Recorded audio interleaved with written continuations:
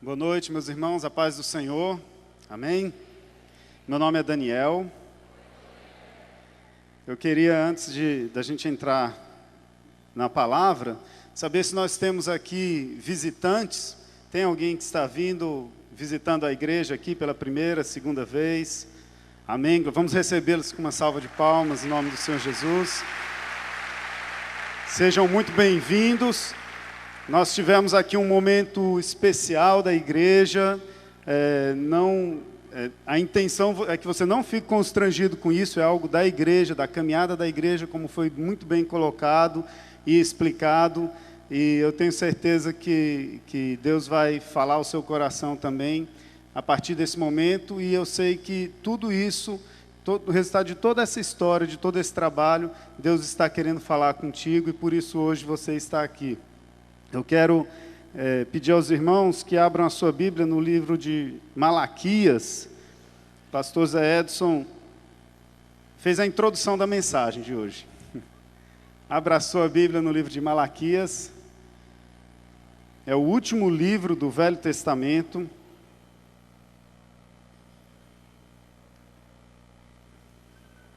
Capítulo 1. Nós vamos passear rapidamente por esse livro. Deus falando aqui especificamente com o povo dele, através do profeta Malaquias.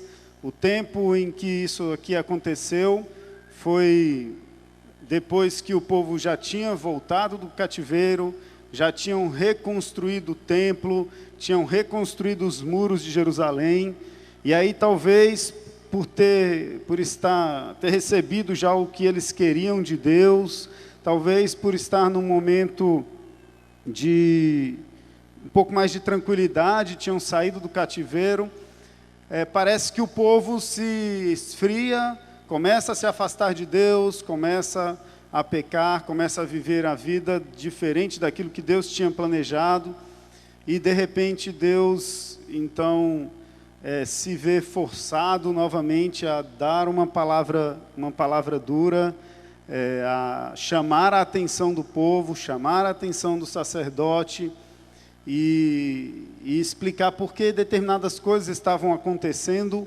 ou algumas coisas que eles gostariam que acontecessem não estavam acontecendo.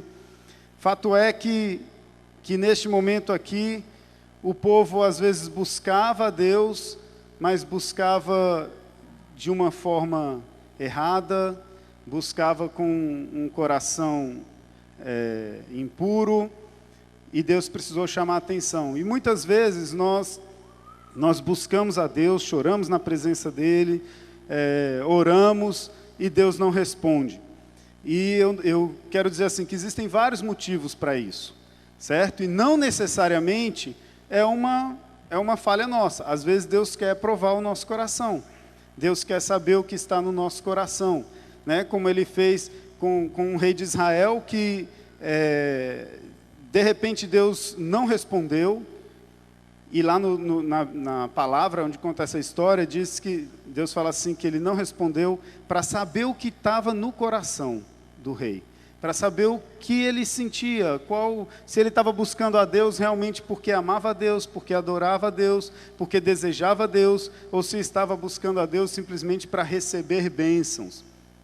E hoje, o alerta aqui no livro de Malaquias é mais assim um alerta para a gente. Eu estou dizendo isso porque eu li esse livro e eu fui extremamente tocado e gostaria de compartilhar que algumas coisas Deus falou comigo, de algumas coisas que eu precisava mudar na minha vida, que talvez eu não esteja fazendo exatamente como Deus gostaria, e talvez você está esperando alguma resposta de Deus, e Deus está segurando a resposta. Deus não está falando como você gostaria, porque Ele precisa te dar um alerta, te avisar sobre algo. E aqui no livro de Malaquias Ele dá vários alertas. Eu quero levantar 6 alertas rapidamente, que Deus dá para o povo, e que a gente possa olhar para isso daqui, olhar para a nossa vida e pensar se isso tem acontecido com a gente. Porque Deus quer endireitar o nosso caminho.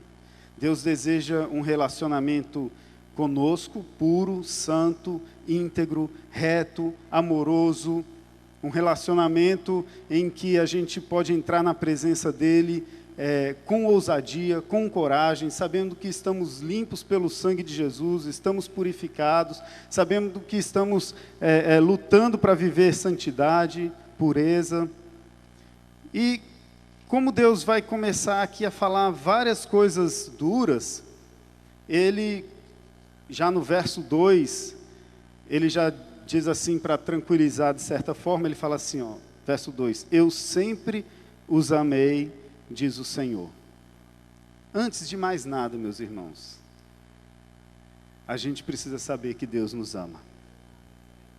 O pai que ama o filho precisa corrigir ao filho. E às vezes a gente entende a correção, quando a gente é criança, quando meu pai me corrigia, eu não conseguia entender aquilo como um ato de amor. Mas depois que a gente cresce, a gente percebe como aquilo foi importante e foi um ato de amor. E talvez Deus hoje queira corrigir algumas atitudes nossas, e Ele está dizendo assim, eu amo vocês, eu amo vocês. E não importa o que Ele venha a dizer depois, é baseado num amor, num desejo de ver a gente vivendo uma vida melhor, uma vida mais próxima a Ele. E como já foi lido, a partir do verso 6, eu quero ler também. O filho honra seu pai e o servo seu senhor. Se eu sou o pai, onde está a honra que me é devida? Se eu sou o Senhor, onde está o amor que me devem? Pergunta o Senhor dos Exércitos a vocês, sacerdotes. São vocês que desprezam o meu nome. Mas vocês perguntam, de que maneira temos desprezado o teu nome, trazendo comida impura ao altar? E mesmo assim ainda perguntam, de que maneira te desonramos, ao dizerem que a mesa do Senhor é desprezível? Na hora de trazerem animais cegos para sacrificar, vocês não veem mal algum. Na hora de trazerem animais aleijados e doentes como oferta, também não veem mal algum. Tentem oferecê-los de presente ao governador. Será que ele se agradará de vocês? Será que os atenderá? Pergunta o Senhor dos Exércitos. Então, como o pastor Zé Edson já colocou aqui, muitas vezes o que a gente oferece para Deus não é o melhor. E o alerta que Deus está dando para a gente aqui é assim, será que nós temos oferecido o melhor para Deus? Será que o tempo que a gente tem oferecido para Deus de oração, de leitura da palavra, de busca dEle é o que sobra? É o resto da nossa vida? É o tempo livre? E Deus está chamando a atenção aqui, talvez eu tenha oferecido para Deus o tempo livre. Sabe aquele negócio de que eu levanto de manhã, eu já levanto pensando nas minhas preocupações, aquilo que eu preciso fazer, as atividades do dia, aí de repente eu me lembro de Deus e eu não tenho tempo agora porque eu preciso primeiro resolver essas coisas. Eu acordo já com o tempo corrido para poder ir trabalhar e não tenho um tempo que a minha mente está descansada, que a minha mente está alerta, que o meu coração está disposto. Eu não tenho esse tempo para Deus. E aí eu corro o dia inteiro, vou para o trabalho, volto do trabalho, aí eu poderia dedicar ali um tempo para Deus e eu também, não, esse tempo não dá, porque eu preciso fazer a minha ginástica, eu preciso assistir o meu jornal, eu preciso, e vai levando, no final do dia, aí a gente deita na cama e fala, poxa vida, passei o dia inteiro e não dediquei um tempo para o Senhor. E aí cansado, a mente cansada, o coração estafado, aí a gente, poxa, eu não dediquei, eu não vou dar conta de ler a Bíblia agora não, mas eu vou pelo menos fazer uma oração. Senhor Deus, eu quero te agradecer. Aí acorda de manhã, amém Senhor, amém. Passou, já era, porque a gente está dando para Deus só o animal aleijado, só aquilo que não presta, o pior do nosso tempo, o pior da nossa vida a gente está dando para Deus. Isso com relação à nossa vida também. Aqui vai uma palavra para os jovens, para os adolescentes. você tem toda a disposição, toda a energia, toda a força, você tem tempo, mas você se preocupa porque, não, eu tenho que construir um futuro, e você tem que construir um futuro, eu tenho que fazer a faculdade, você tem que fazer a faculdade, mas de repente você usa o seu tempo livre só para se divertir, só para sair com a galera, só para passear, para pegar uma onda, para jogar um futebol, para se divertir o tempo todo, e você está gastando o melhor tempo da sua vida, de maior dedicação, que você poderia estar dedicando ao Senhor, o animal puro, sem defeito, forte, que você pode se dedicar ao Senhor, e você gasta esse tempo todo para você. E aí você vai levando, depois você se casa, e tem os filhos, e tem o trabalho, e aí, não, quando eu me aposentar, o sonho da minha vida é assim, quando eu me aposentar, eu vou dedicar o tempo para o Senhor. A gente não sabe nem se vai chegar lá, não sabe o que pode acontecer com a nossa vida. E aí, quando você já não tem mais força, já não tem mais disposição, aí você vai dedicar o que sobrou para o Senhor. Não que você não possa dedicar na velhice, até porque a palavra de Deus diz que aqueles que amam ao Senhor, até na sua velhice estão produzindo frutos. Mas significa que você tem produzido fruto a sua vida inteira. Mas a gente, ao invés de dedicar para o Senhor o que nós temos de melhor, o nosso melhor tempo, o momento em que a nossa mente está mais aberta, que a gente consegue absorver mais fácil o conhecimento, o entendimento, a troca, a gente dedica para o Senhor só aquilo que sobra. E Deus fala assim, procura dedicar isso para o governador.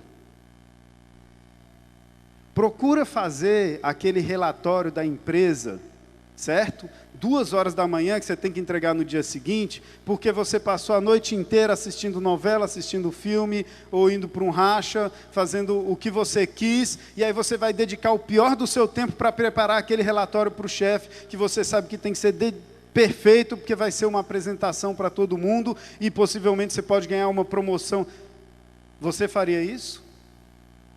E Deus pergunta, você entregaria para o governador o pior, o aleijado? Eu acho que não.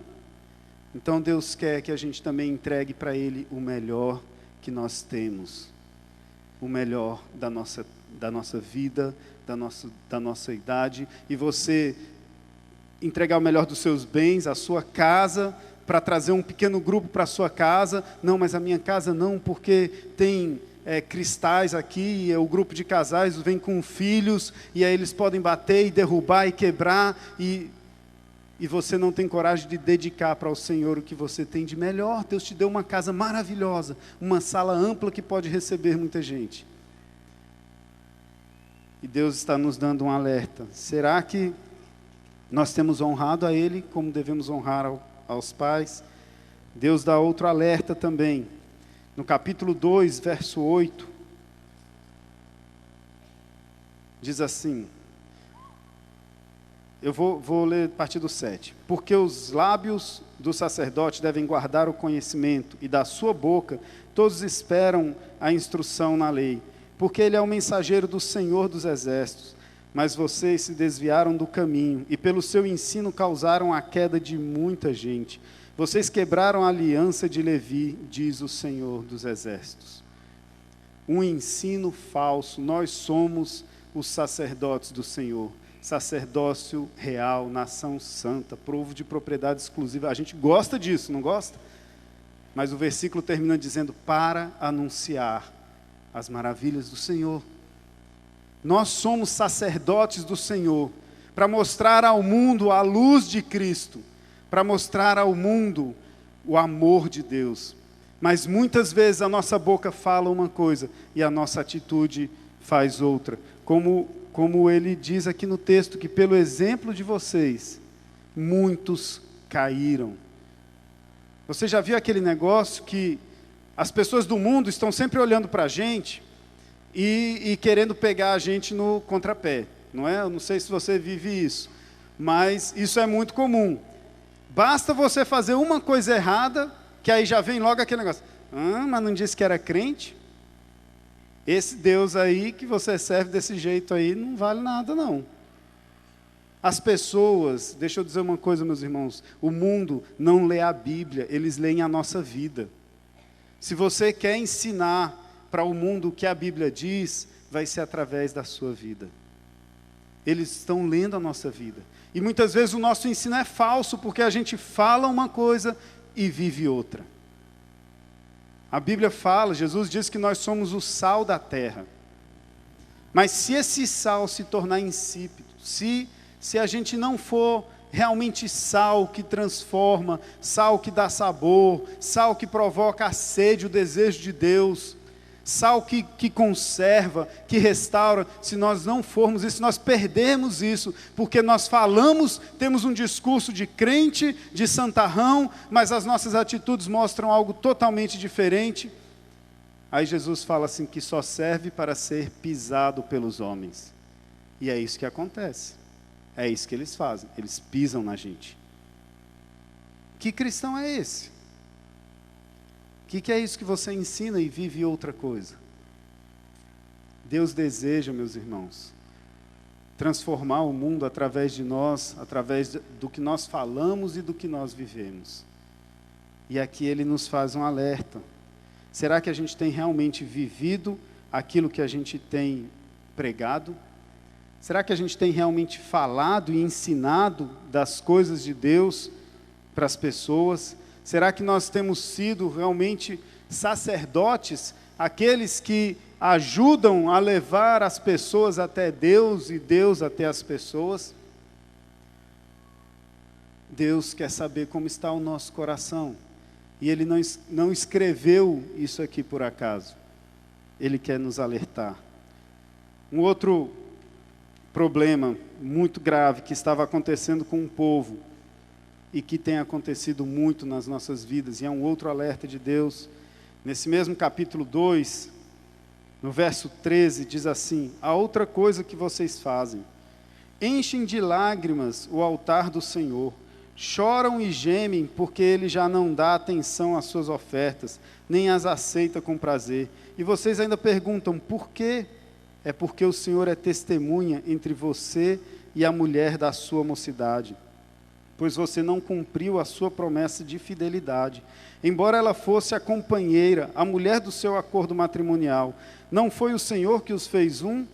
E em corpo e em espírito eles lhe pertencem. E por que um só? Porque ele desejava uma descendência consagrada. Portanto, tenham cuidado, ninguém seja infiel à mulher da sua mocidade. Eu odeio o divórcio, diz o Senhor, o Deus de Israel. E também odeio o homem que se cobre de violência e que se cobre de roupas, diz o Senhor dos exércitos. Por isso, tenham bom senso, não sejam infiéis. O primeiro alerta é com relação à infidelidade, é com relação ao adultério, nessa parte do texto. Mas se a gente for mais a fundo, a gente percebe que Deus está falando do casamento, da família, da relação a dois. Nós vivemos nesses últimos dias a série Família e vimos a importância disso para Deus, a importância de um casamento. E aqui Deus fala algo revelador e que tem sido destruído hoje pela nossa sociedade. Deus diz assim: eu odeio o divórcio. Olha que interessante. Ele fala assim: não sejam infiéis, não cometam adultérios, porque eu odeio o divórcio. O lógico seria: não cometam adultério, porque eu odeio o adultério. Claro que Deus odeia o adultério, mas a coisa é mais profunda. Ele odeia o divórcio. E Ele está falando: tenham bom senso.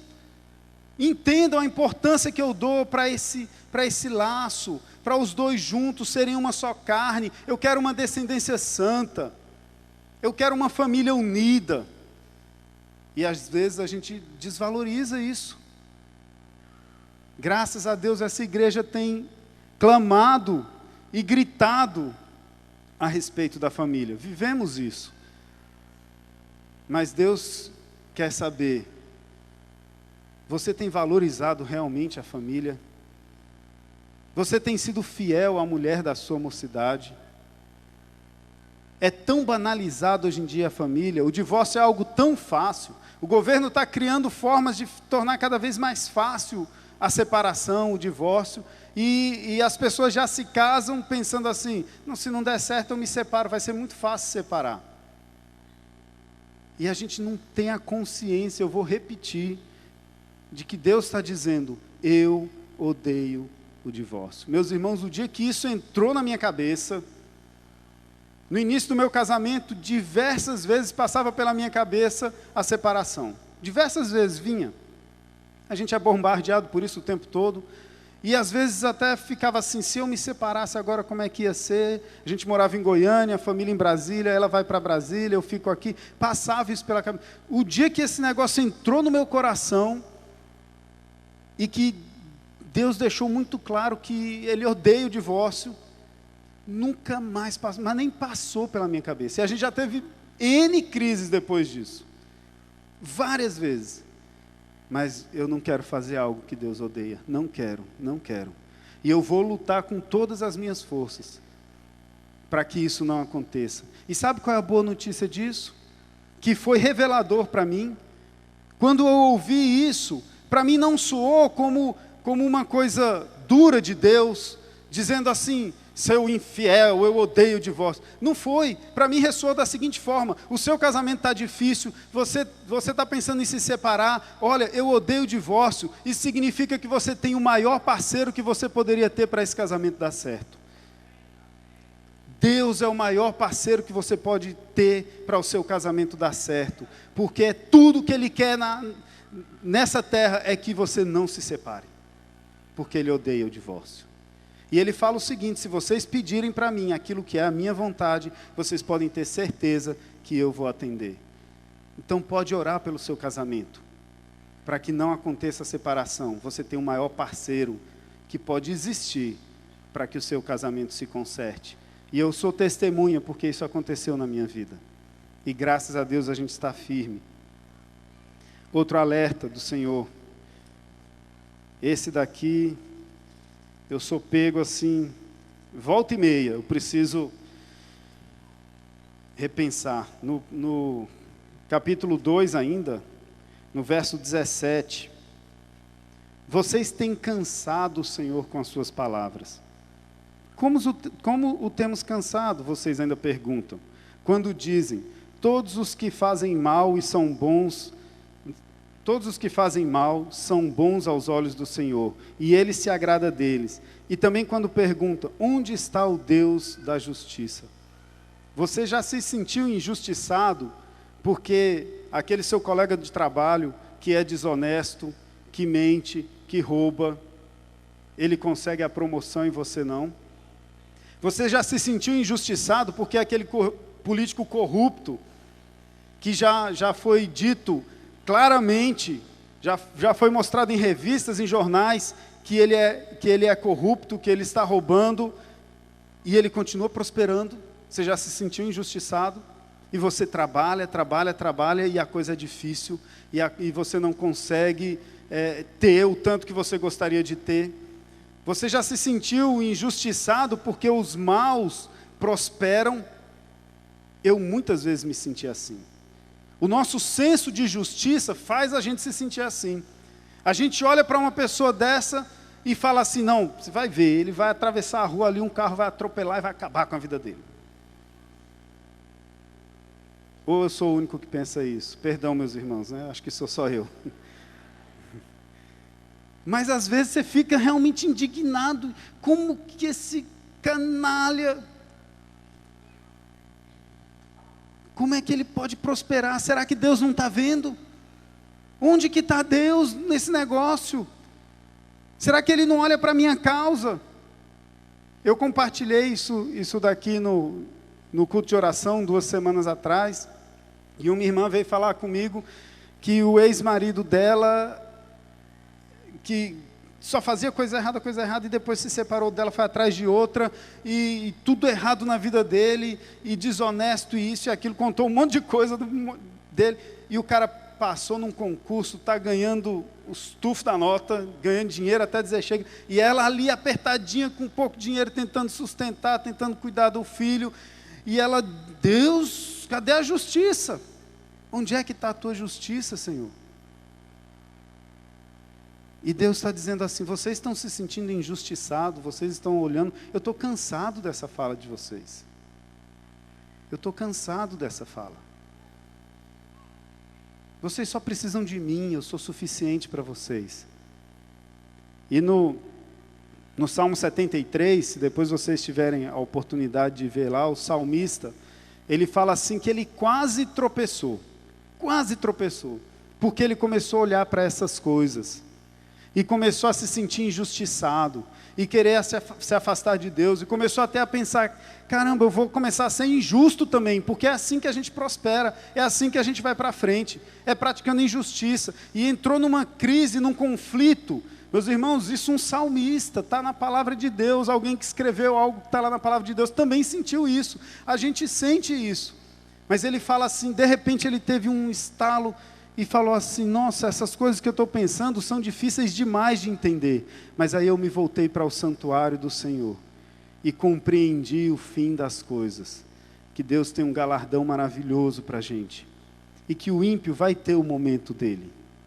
Se ele não se converter, se ele não se arrepender, Deus fala assim, a vingança pertence a mim. Esquece, vai viver a sua vida, seja feliz com o que eu te der. Pare de ficar olhando para os outros. Deixa que a vingança pertence a mim, no tempo certo eu vou agir da forma correta. E a minha justiça pode ser diferente da sua. A minha justiça pode ser que eu venha a fazer essa pessoa se arrepender. Assim como fez com Zaqueu. Quantos, eu fico imaginando quantos servos de Deus olhavam para Zaqueu e falavam assim, Deus esmaga esse daí, que tem levado dinheiro, tem roubado.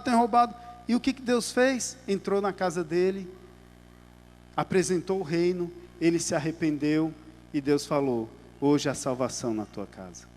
Olha como a justiça de Deus é diferente da nossa. Que coisa maravilhosa. Mas a gente tem que parar de se preocupar demais com isso. O outro ponto, no capítulo 3, verso 8 a 10,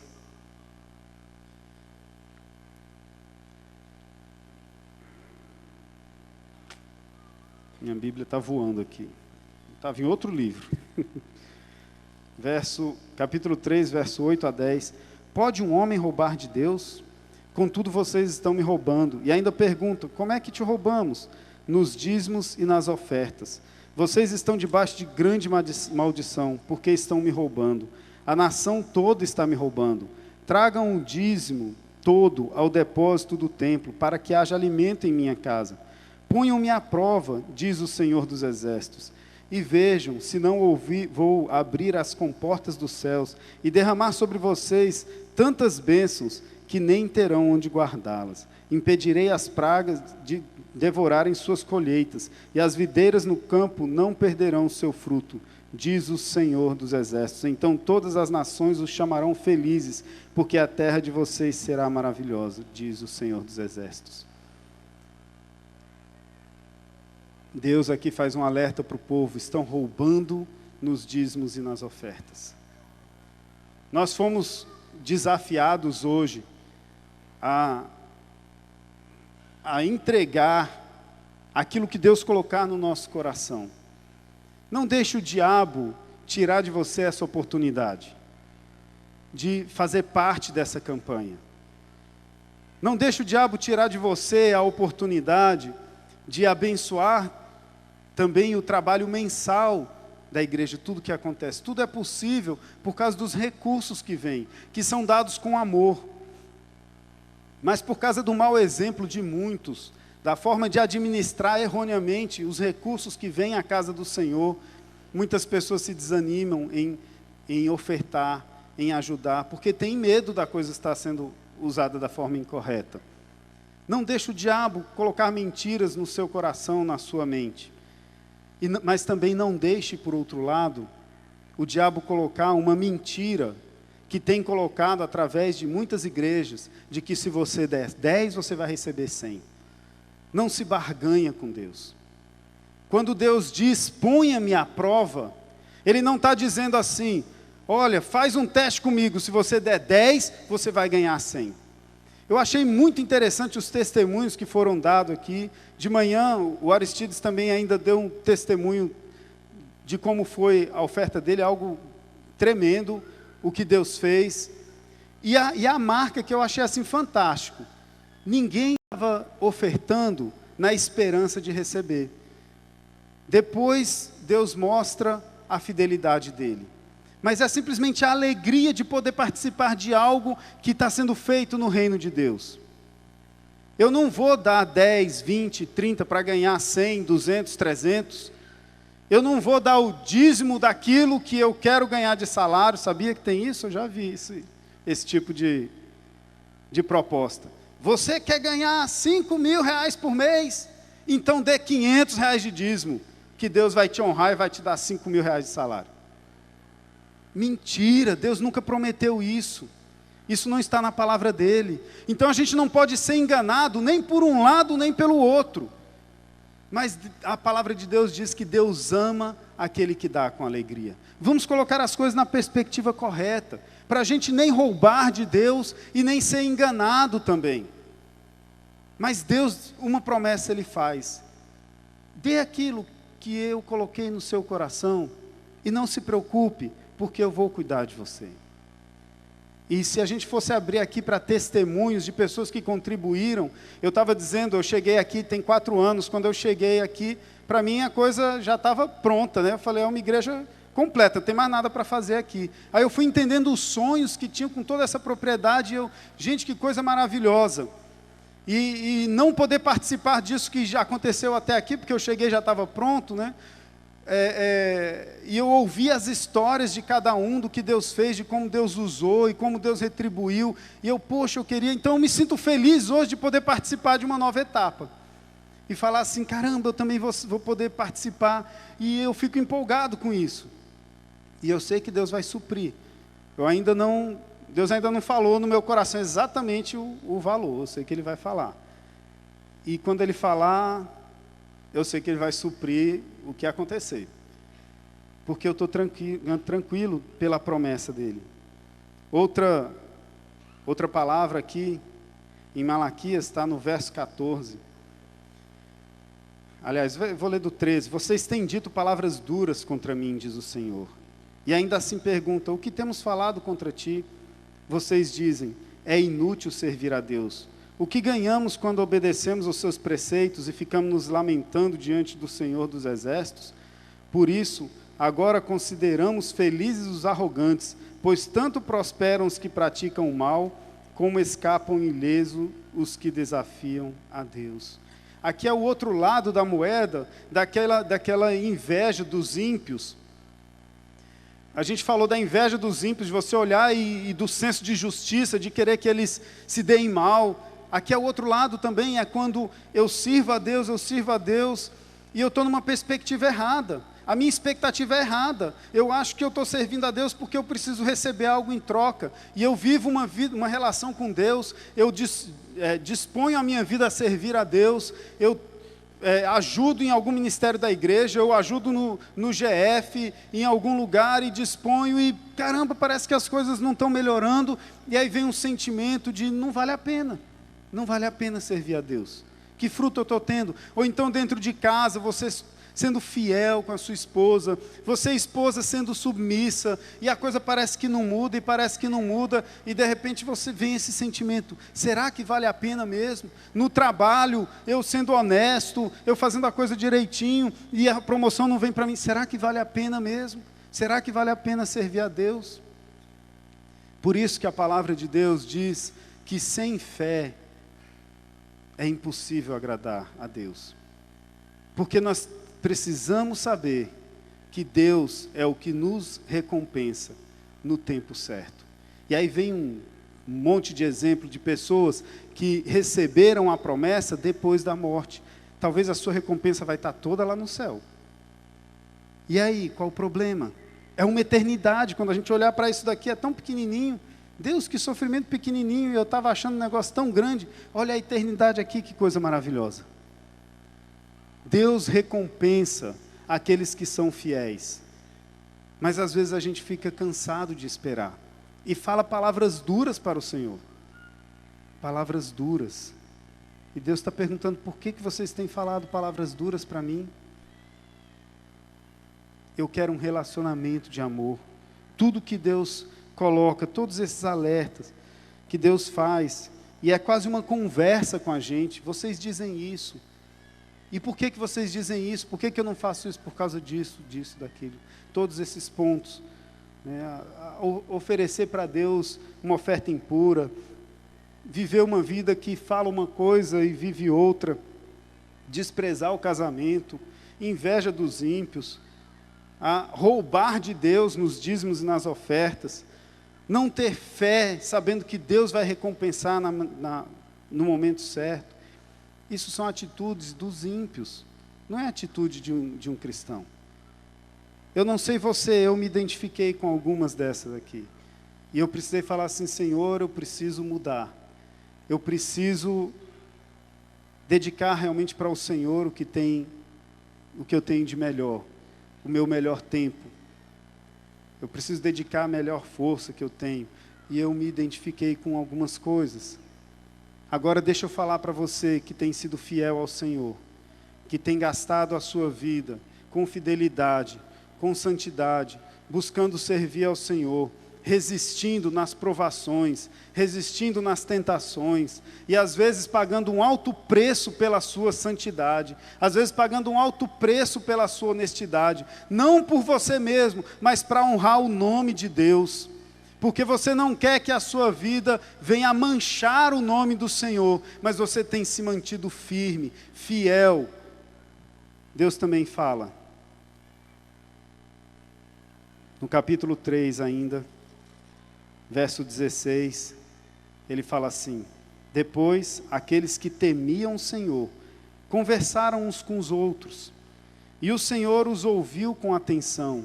Olha, meu irmão, sabe quando você compartilha com outro no pequeno grupo: gente, está difícil, mas eu tenho sido fiel, e às vezes eu penso em me abalar, e falo como salmista, e eu vejo que é loucura, e eu quero permanecer.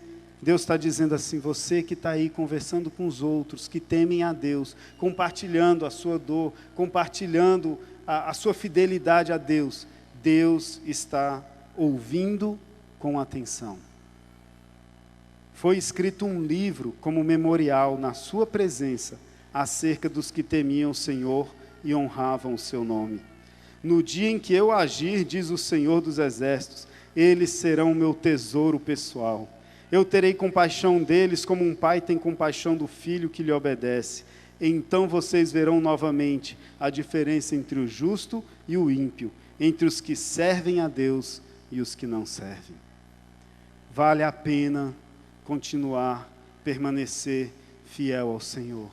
Deus está ouvindo as nossas palavras, as nossas conversas. Deus sabe o que a gente está passando. Deus está atento a tudo que acontece com a gente.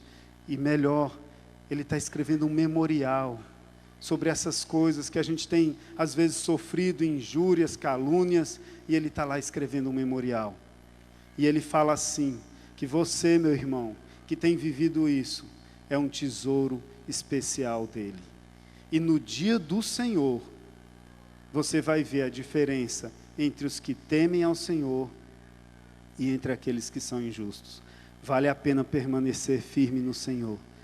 Se você se identificou com qualquer uma dos 6 pontos que eu coloquei aqui, é um momento para você se arrepender diante de Deus. É um momento para você entregar isso para Ele. Falar: Senhor, eu quero continuar temendo ao Senhor, independente das circunstâncias. Aconteça o que acontecer, Senhor, eu quero permanecer firme contigo. Pode acontecer o que for, Pai. Eu gostaria que você abaixasse a sua cabeça, fechasse os seus olhos. Esse é um momento de entrega sua com Deus. Um momento de arrependimento, de confissão. Talvez Deus tenha falado ao seu coração através de alguma dessas palavras. E você entende que você tem andado longe dos caminhos do Senhor. E você quer ser como esse tesouro particular de Deus. Você quer que Deus escreva um memorial. Você quer ter esse relacionamento íntimo com o Senhor. em que Ele está próximo de você o tempo todo. É hora de você colocar o seu coração diante de Deus, se arrepender, porque Deus, se nós confessarmos os nossos pecados, Ele é fiel e justo para perdoar os nossos pecados e nos purificar de toda injustiça. E de glória em glória nós vamos sendo transformados, até o dia glorioso em que nós nos encontrarmos com Cristo. Senhor Deus e Pai, obrigado, Pai, porque o Senhor não deixa de nos alertar, como um pai que alerta o filho, que ensina, que mostra. O Senhor também nos alerta, Senhor. Obrigado, Deus, porque o Senhor me alertou, Pai. Obrigado porque o Senhor alertou vários aqui.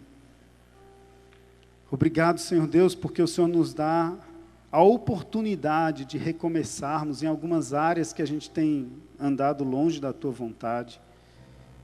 Deus, que a gente possa viver essa proximidade do Senhor, essa intimidade, viver o amor do Senhor, viver esse relacionamento contigo. Oh Deus, no nome de Jesus, que a nossa vida possa ser realmente um exemplo para aqueles que não te seguem, olharem e falarem assim: eu quero servir esse Deus.